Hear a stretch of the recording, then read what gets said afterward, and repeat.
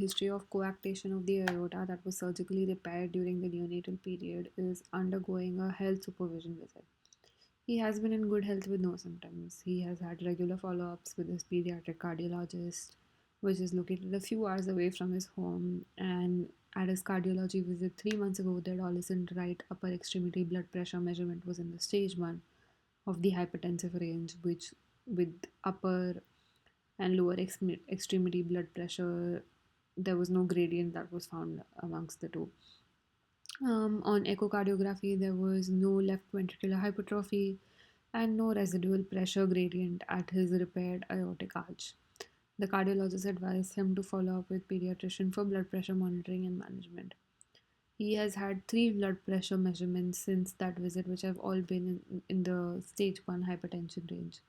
And today, his vital signs are normal other than the blood pressure. His physical examination findings are also unremarkable, and his BMI is normal, which is the next best step. Should we initiate an antihypertensive therapy with an ACE inhibitor? Should we initiate a low sodium diet and plan to start a beta blocker if his blood pressure remains elevated?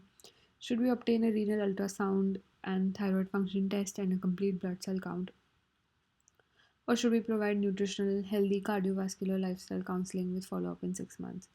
So let's keep in mind that this child had a coarctation of the aorta in the neonatal period, and these children are always at a risk of developing hypertension later on in life. This child is a 15-year-old. So, if we initiate antihypertensive therapy with an ACE inhibitor, that's a likely option. Let's go to the second option. Should we initiate a low sodium diet and plan to start a beta blocker? First of all, beta blocker is rarely ever the first line indicated drug for hypertension in children. Secondly, this child has had coarctation of the aorta repair. So, like I said, these children are at a risk. So, just giving metabolic advice, even like just a low sodium diet or reducing the BMI. Again, this child's BMI is normal, and that wouldn't be the best option because stage 1 hypertension sort of starts developing and in children with coarctation of the aorta around 10 to 15 years of age, and basically you can see the developmental up till 25 years of age after the repair is done, so they're always at a risk. So just general advice of like a better diet and health parameters is not the safest bet when you have a clinical condition which predisposes them. Then coming to obtaining a renal ultrasound and a thyroid function test and a complete blood count. So now obtaining labs is a good option, but a renal ultrasound is a little far stretched.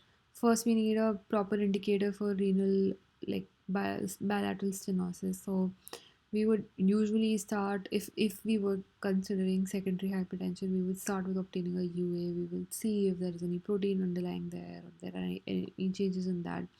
And also for children who are under the age of 6 and develop hypertension, we consider getting an ultrasound because bilateral renal artery stenosis is a possibility.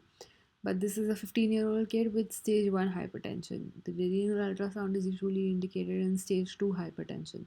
So, given all those parameters, we will not opt for this option.